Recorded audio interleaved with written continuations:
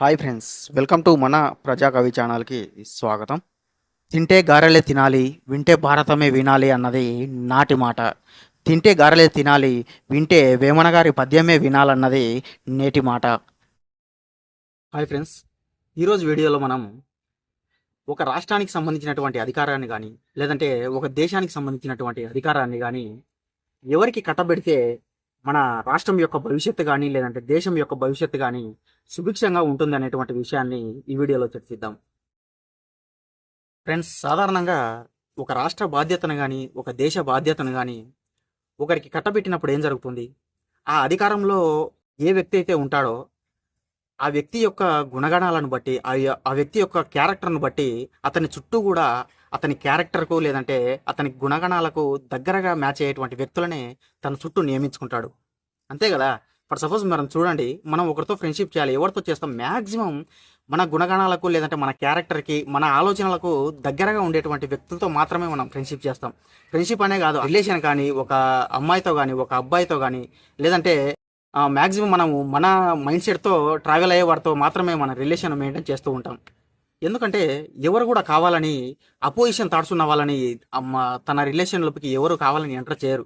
అందుకే అధికారంలో ఉన్నటువంటి వ్యక్తి ఒకవేళ మంచివాడై మంచి లక్షణాలుండి సేవా దృక్పథంతో ఉండి సమాజానికి మంచి చేసేటువంటి ఆలోచనలో ఉన్నటువంటి వ్యక్తి అధికారంలో ఉంటే అతని చుట్టూ కూడా అతని ఆలోచనలకు మ్యాచ్ అయ్యేటువంటి వాళ్ళనే తన చుట్టూ నియమించుకోవడం జరుగుతుంది. అలా కాకుండా ఒక ఎథిక్స్ లేని వ్యక్తికి లేదంటే అధికార దాహం ఉన్నటువంటి వ్యక్తికి గనక మనం అధికారాన్ని కట్టబెట్టినట్టయితే అతడు కూడా అధికారంలో అతను ఉండడమే కాకుండా తన చుట్టూ ఉన్నటువంటి ఇతర పదవులలో కేవలం అతని మైండ్ సెట్కి అతను ఏ విధంగా అయితే రాజ్యాధికారంతోనో అధికార దాహంతోనో లేదంటే అవినీతికి పాల్పడే వ్యక్తి అయితేనేమో, సో ఇటువంటి ఆలోచనలు ఉన్నటువంటి వ్యక్తి తన ఆలోచనలకు మ్యాచ్ అయ్యేటువంటి వ్యక్తులను మాత్రమే తన యొక్క ఆలోచనలను ముందుకు తీసుకెళ్లడానికి సహాయకులుగా సేమ్ తన ఆలోచనల్లో 50% అయినా ఆలోచించే వారే ఉండాలనుకుంటాడు, కానీ తనకు విరుద్ధంగా మంచివారిని తెచ్చిపెట్టుకోవడం అన్నది ఎప్పటికీ జరగదు.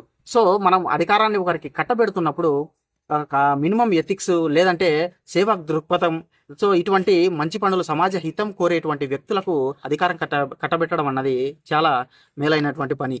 అందుకే మనం అధికారం ఇచ్చేటువంటి వ్యక్తి ఖచ్చితంగా గుణవంతుడై సేవా దృక్పథం కలిగి కనీసము సమాజ సేవ చేసేటువంటి ఆలోచన ఉన్న వ్యక్తి అయి కనీసంలో కనీసం అంటే ఎథిక్స్ అంటే నీతి నిజాతి న్యాయము కలిగినటువంటి వ్యక్తి అయితే అతడు అధికారం చేపడితే అతను చుట్టూ ఉండేటువంటి పదవులు కానీ కులవులు కానీ సేమ్ అతడికి ఏ విధంగా అయితే మంచి మంచి లక్షణాలు ఉన్నాయో ఆ లక్షణాలకు మ్యాచ్ అయ్యేటువంటి, అంటే సేమ్ అతనిలాగే అని చెప్పను కానీ అట్లీస్ట్ 70% అయినా సరే అతడి ఆలోచనలకు మ్యాచ్ అయ్యేటువంటి వ్యక్తులను తన చుట్టూ చేర్చుకొని మన రాష్ట్రాన్ని కానీ మన దేశాన్ని కానీ సుభిక్షంగా పరిపాలించగలుగుతాడు. ఎందుకంటే అతడు బేసిక్గానే మంచివాడు. మనకు మంచి వాళ్ళు అయినప్పుడు చెడును మ్యాక్సిమం యాక్సెప్టెన్సీ చేసేటువంటి పరిస్థితి అయితే ఉండదు. ఎలాగైతే మంచినీళ్ళు తాగేవాడికి మందు వంట పట్టదో అదేవిధంగా ఒక మంచి వ్యక్తికి దుర్గుణాలు ఉన్నటువంటి వ్యక్తులను అతని దరిలో కూడా రానివాడు. ఎంతమందిని తన కొలువులో పెట్టుకున్న అట్లీస్ట్ తన ఆలోచనలకు మ్యాచ్ అయ్యేటువంటి వ్యక్తులకే చుట్టుపక్కల కొలువు ఇవ్వడం జరుగుతుంది. అదేవిధంగా ఒక చెడ్డవాడికి అధికారం ఇస్తే మంచి వాళ్ళను కనీసం తన దరిదాపుల్లో కూడా రానివాడు. ఎందుకంటే సేమ్ యాస్టిస్ ఒక మంచివాడికి అధికారం ఇస్తే సేమ్ ఒక మంచి లక్షణాలు మంచి ఆలోచనలు ఉన్నటువంటి వ్యక్తులనే తన చుట్టూ నియమించుకుంటాడు. అదేవిధంగా ఒక చెడ్డ వ్యక్తి కూడా ఆ చెడు లక్షణాలు అంటే ఇతడు ఏదైతే దుర్గుణంతో వచ్చాడో ఆ దుర్గుణాలను ముందుకు తీసుకెళ్లేటువంటి వ్యక్తులనే తన చుట్టూ నియమించుకొని తనకు నచ్చిన విధంగా పరిపాలన చేసుకుంటూ ఇష్టం వచ్చినట్టుగా రాష్ట్రాన్ని భ్రష్టు పట్టిస్తూ దేశాన్ని భ్రష్టు పట్టిస్తూ ఉంటారు. సో అంతే కదా ఫ్రెండ్స్, మంచినీళ్ళు తాగేవాడికి మందు వంట పట్టదు, మందు తాగేవాడికి మంచినీళ్ళు వంట పట్టవు. సో ఈ విధంగా మనం అధికారం కట్టబెట్టినటువంటి వ్యక్తి ఒకవేళ మంచివాడైతే అతని చుట్టూ కూడా అందరినీ మంచి వాళ్ళను మంచి మంచి ఆలోచనలు మంచి గుణాలు మంచి సమాజానికి సేవ చేయాలి అనేటువంటి ఆలోచనలు ఉన్నటువంటి వ్యక్తులను తన చుట్టూ నియమించుకొని రాష్ట్రాన్ని కానీ దేశాన్ని కానీ సుభిక్షంగా ముందుకు నడిపిస్తారు. సో ఈ విధంగా రాష్ట్రం యొక్క భవిష్యత్తు కానీ దేశం యొక్క భవిష్యత్తు కానీ సురక్షితంగా ఉంటుందా లేదంటే దుర్మార్గంగా మారుతుందా అనేటువంటి విషయం ఆ రాజ్యం యొక్క అధికారాన్ని చేపట్టినటువంటి వ్యక్తి చేతిలోనే ఉంటుంది. సో మనం అధికారం కట్టబెట్టేటువంటి వ్యక్తి మంచివాడైతే రాష్ట్రం కానీ దేశం కానీ సుభిక్షంగా ముందుకెళ్తుంది. మనము అధికారాన్ని కట్టబెట్టినటువంటి వ్యక్తి దుర్మార్గుడు లేదంటే అవినీతి పరుడు అయితే రాష్ట్రంకు దేశం రెండు కూడా అవినీతి పదంలో నడిపిస్తూ రాష్ట్రాన్ని కానీ దేశాన్ని కానీ భ్రష్టు పట్టిస్తారు. ఎందుకంటే ప్రజలకు మంచి చేయాలి అనేటువంటి వ్యక్తికి చెడు ఆలోచన రాదు, చెడు చేయలేడు. అదే ప్రజలు ఎట్టుపోతే ఏముందిలే, నాకు ఒకటి సాగితే సరిపోతుంది, నా చుట్టుపక్కల వారికి సాగితే సరిపోతుంది అని అనుకునేవారు మంచిని చేయలేరు. సో చెడు వ్యక్తి మంచిని చేయలేడు, మంచి వ్యక్తి చెడును చేయలేడు. సో ఈ విధంగా మనము అధికారాన్ని కట్టబెట్టేటువంటి వ్యక్తి ఎటువంటి వారైతే మనము మన రాష్ట్రం కానీ మనం కానీ సురక్షితంగా ఉంటాము అనేటువంటి విషయాన్ని దృష్టిలో పెట్టుకొని ఆ యొక్క అధికారాన్ని కట్టబెట్టడం మంచిది. సో ఇది ఫ్రెండ్స్, విన్నారు కదా, రాష్ట్రం యొక్క బాధ్యత కానీ దేశం యొక్క బాధ్యతను కానీ ఎటువంటి వారికి అధికారాన్ని కట్టబెడితే ఎటువంటి ప్రయోజనాలు ఉంటాయి అనేటువంటి విషయాన్ని చూశాం కదా. ఇదే విషయాన్ని యోగి వేమన గారు చెప్పినటువంటి ఒక చక్కటి పద్యం ద్వారా తెలుసుకుందాం. అధికుండైన వానికి అధికారం ఇచ్చిన నచటి వారి నెల్ల నాదరించు, చెరకు తిన్న నోరు చేదారగించున విశ్వదాభిరామ వినురవేమ. అంటే ఫ్రెండ్స్ ఇక్కడ చూడండి, అధికుండైన వానికి అధికారం ఇచ్చిన నచ్చటి వారి నెల నాదరించు అన్నాడు. ఇక్కడ అధికుండు అంటే బాగా డబ్బున్న వ్యక్తో లేదంటే సుసంపన్నుడో కాదు.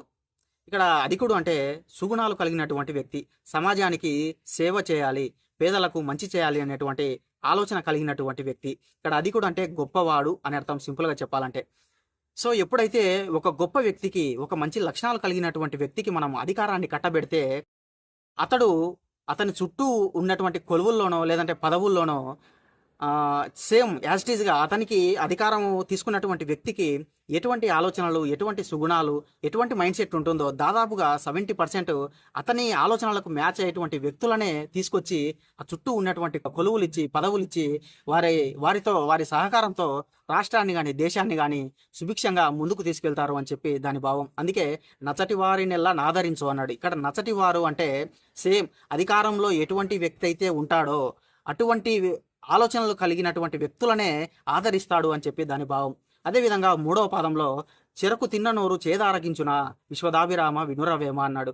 ఇక్కడ చెరుకు తిన్న నోరు, మనము తీపి తిని తిని తిని ఒక్కసారిగా ఎవరైనా వచ్చి ఒరే నువ్వు ఇది వేపాకు తినరా ఆరోగ్యానికి మంచిదంటే కూడా మన నోరు యాక్సెప్ట్ చేయదు. ఎందుకంటే మన నాలుక అప్పటికే ఆ యొక్క చెరుకు తీపికి అలవాటు పడిపోయింది. మన నాలుక చెరుకు తీపికి అలవాటు పడినటువంటి మన నాలుక ఎప్పటికి కూడా ఆ చేదును మనకు ఆ నాలుక యాక్సెప్ట్ చేయదు. అదేవిధంగా అధికారంలో ఉన్నటువంటి వ్యక్తి కూడా మంచివాడైతే చెడ్డ వాళ్ళను తన దరిదాపుల్లో కూడా రానివాడు. ఒకవేళ చెడ్డవాడే అయితే మంచి వాళ్ళను తన దరిదాపుల్లో కూడా రానివాడు. అది దాని భావం. చెరుకు తిన్న నోరు చేదారగించున. ఒకవేళ మన నోరు తీపి కాకుండా చేదుకే అలవాటు పడింది అనుకోండి, సడన్ గా మన నాలుక కూడా చేదు తిని తిని ఆ చెడు అలవాట్లను తీసుకొని చేదును ఆరగించి ఒక్కసారిగా తీపినంటే కూడా తీసుకోవడం సాధ్యపడదు. అదే విధంగా మనం అధికారం కట్టబెట్టినటువంటి వ్యక్తి మంచివాడైతే ఆ చుట్టుపక్కల ఉన్నట్టు వాళ్ళ మంచి వాళ్ళని ఆదరిస్తాడు. ఒకవేళ అధికారి గనక చెడ్డవాడైతే తన చుట్టూ కూడా ఆ చెడ్డ వాళ్ళని చేర్చుకొని రాష్ట్రాన్ని భ్రష్టు పట్టిస్తారు అని చెప్పి దీని భావం. ఆ విధంగా మంచి వాళ్ళైతే చెడ్డ వాళ్ళని దగ్గరికి రానివారు, చెడ్డ వాళ్ళైతే మంచి వాళ్ళను దగ్గరికి రానివారు. అందుకే చెరుకు తిన్న నోరు చేదారగించున విశ్వదాభిరామ వినురవేమ అన్నాడు. అంతే కదా ఫ్రెండ్స్, మంచి ఆలోచనలు కలిగినటువంటి వ్యక్తి అధికారంలో ఉంటే చెడు వాళ్ళను ఏ విధంగా దగ్గరికి రాణిస్తాడు? ఎందుకంటే తను మంచి మాత్రమే చేయాలనుకొని అధికారంలో ఉంటే చెడ్డ వాళ్ళను లేదంటే చెడు ఆలోచనలు కలిగినటువంటి వ్యక్తిని ఎలా దగ్గరికి రాణిస్తాడు?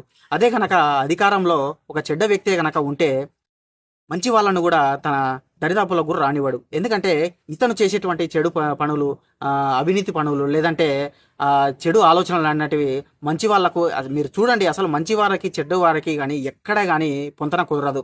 అందుకే చెడ్డ వాళ్ళు ఉంటే అంత చెడే జరుగుతుంది, మంచి వాళ్ళు ఉంటే మొత్తం మంచి జరుగుతుంది. ఎందుకంటే మంచి వాళ్ళు కేవలం మంచి వాళ్ళనే నియమించుకుంటారు. చెడ్డవారైతే అధికారంలో ఉంటే కేవలం చెడ్డ వాళ్ళను, వారి చెడు ఆలోచనలకు అనుగుణంగా సాగే వారికి సహకారాలు, వాడు చెడ్డ పనుల్లో సహాయంగా ఉండేవారిని మాత్రమే కొలువుల్లో నియమించుకొని వారి యొక్క చెడు ఆలోచనలతో రాష్ట్రాన్ని భ్రష్టు పట్టిస్తూ ఉంటారు. నేను ఫస్ట్లో చెప్పినట్టుగా మన మైండ్ సెట్ ఎలా ఉంటే అటువంటి వ్యక్తులతోనే మనము మన పరిచయాలు, మన రిలేషన్షిప్, మన యొక్క జీవనం కొనసాగుతుంది. మన మైండ్ సెట్ కనుక చెడుగా ఉంటే మన మైండ్ కూడా చెడు వ్యక్తులనే, మనకు సపోర్ట్ చేసే వాళ్ళనే కోరుకుంటుంది. మన ఆలోచనలు మంచిగా ఒక మంచి పద్ధతిలో ఒక ఎథిక్స్ ఉండి ఒక మంచి ఆలోచనలు ముందుకెళ్తే మన మైండ్ సెట్ కూడా ఒక మంచి వ్యక్తుల పరిచయం మాత్రమే కోరుకుంటుంది. మంచి వ్యక్తులతో మాత్రమే మన జీవితం కూడా కొనసాగుతుంది. సో ఇది ఫ్రెండ్స్, మరో వీడియోలో మరో పద్యంతో మళ్ళీ కలుద్దాం. అంతవరకు సెలవు. Keep watching. వేదాతీతుడు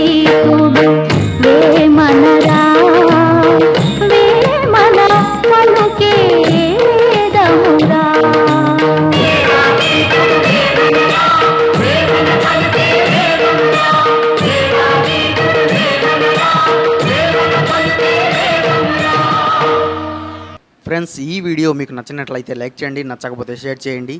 ఈ ఛానల్ మీకు ఎంతో కొంత యూజ్ అవుతుందంటే మాత్రం సబ్స్క్రైబ్ చేసుకోండి. ఓపికతో విన్నందుకు ధన్యవాదాలు.